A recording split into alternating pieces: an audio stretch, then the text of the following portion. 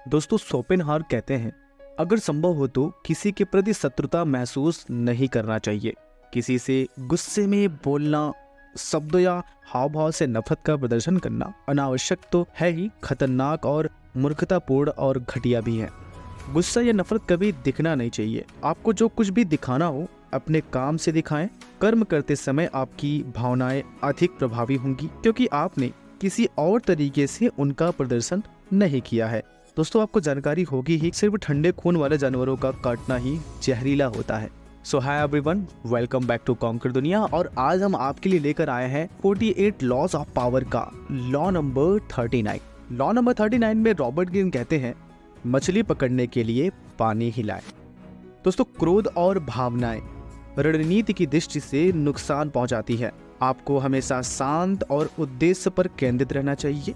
स्वयं शांत रहते हुए अगर आप अपने शत्रुओं को गुस्सा दिला सके तो आपको निश्चित रूप से लाभ होता है। दोस्तों अपने शत्रुओं को असंतुलित कर दें, उनके दंभ में कोई दरार खोजें जिसके द्वारा आप उन्हें हिला सकें। अगर आप ऐसा करेंगे तो उनकी बागडोर आपके हाथों में होगी। दोस्तों युकागु नाम का एक पुरोहित था जो बहुत ही गुस्सैला और बुरे स्वभाव का व्यक्ति था। उसके मठ के पास बिच्छू बूटी नाम का एक पेड़ था, इसलिए लोगों ने उसका नाम बिच्छू बूटी पुरोहित रख दिया था। और पुरोहित अपना यह नाम सुनकर बहुत गुस्सा होकर कहता है, यह कितना घटिया नाम है, और यह बोलकर उसने पेड़ कटवा दिया। लेकिन पेड़ की ठूंठ यानी जड़ का ऊपर का भाग अभी भी बचा हुआ था।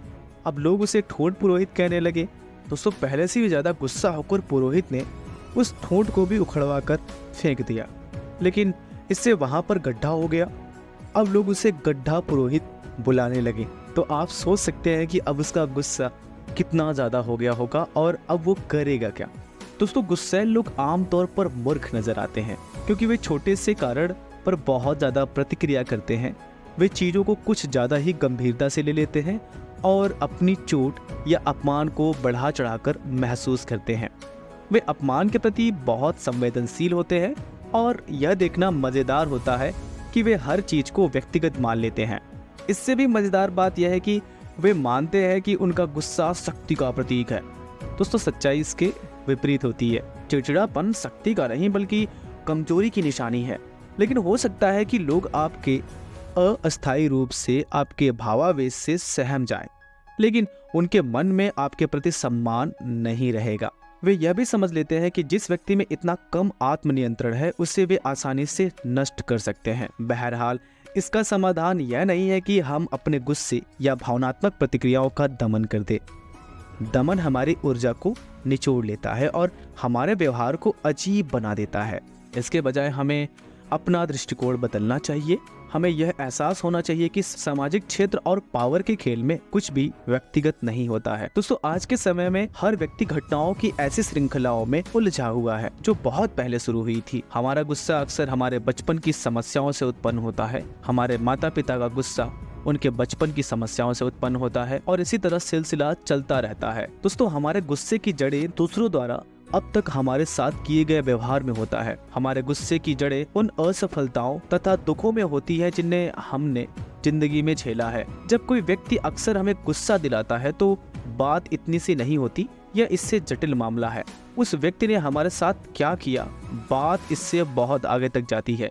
अगर कोई व्यक्ति आप पर आग बबूला हो जाता है और आपको ऐसा लगता है कि आपकी गलती की तुलना में उसका गुस्सा बहुत ज्यादा है, तो आपको खुद को यह याद दिलाना चाहिए कि उसका पूरा गुस्सा शायद आप पर केंद्रित नहीं है। तो आप अपने आप को यह याद दिलाइए कि उसका पूरा गुस्सा शायद आप पर केंद्रित नहीं है। दोस्तों यह भ्रम ना पाले, उस गुस्से का कारण इससे कहीं ज्यादा बड़ा और पुराना है। इसमें उसकी जिंदगी के दर्जनों पुराने घाव शामिल हैं और यह इतना मूल्यवान नहीं है कि इसे समझने की झंझट मोल ली जाए। किसी के गुस्से या भावनात्मक आवेश को व्यक्तिगत वैमनस्य के रूप में ना देखें, इसे तो इस रूप में देखें कि सामने वाला आप पर शक्ति पाने के लिए यह चाल चल रहा है। वह आहत भावनाओं और गुस्से के पीछे छिपकर आपको नियंत्रित करने या सजा देने की कोशिश कर रहा है। दोस्तों जब आप अपना नजरिया बदल लेंगे तो आप ज्यादा स्पष्टता और ऊर्जा के साथ शक्ति का यह खेल खेल सकेंगे। तब आप अति प्रतिक्रिया करने और लोगों की भावनाओं में उलझने के बजाय उनके गुस्से से लाभ उठा पाएंगे। दोस्तों तीसरी सदी में 3 किंगडम्स नाम का महत्वपूर्ण युद्ध हुआ। जिसमें सौ नाम के सेनापति के सलाहकारों के हाथ कुछ ऐसे दस्तावेज लग गए जिनसे यह पता चला कि उनके कुछ जनरलों ने दुश्मन के साथ मिलकर षड्यंत्र किया था। उन्होंने सेनापति को सलाह दी कि वह उन जनरलों को गिरफ्तार करके सजा दे, लेकिन सेनापति ने ऐसा नहीं किया। इसके बजाय उसने दस्तावेजों को जलाने और मामले को भूल जाने का आदेश दिया। यह युद्ध का निर्णायक पल था और उस समय विचलित होने या न्यायपूर्ण काम करने से जीतना मुश्किल हो जाता। उसके गुस्से भरे काम से लोगों का ध्यान जनरलों की गद्दारी की तरफ जाता, जिससे सैनिकों का मनोबल कम हो जाता। न्याय तो बाद में हो सकता था, गद्दार जनरलों को सजा तो बाद में भी दी जा सकती थी। साओ ने अपने दिमाग का इस्तेमाल करके सही निर्णय लिया।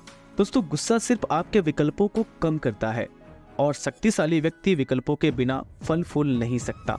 जब आप यह सीख जाते हैं कि मामलों को व्यक्तिगत नहीं मानना है और अपनी भावनात्मक प्रतिक्रियाओं पर काबू रखना है, तो आप में जबरदस्त शक्ति आती है। अब आप दूसरों की भावनाओं के प्रतिक्रियाओं से खेल सकते हैं।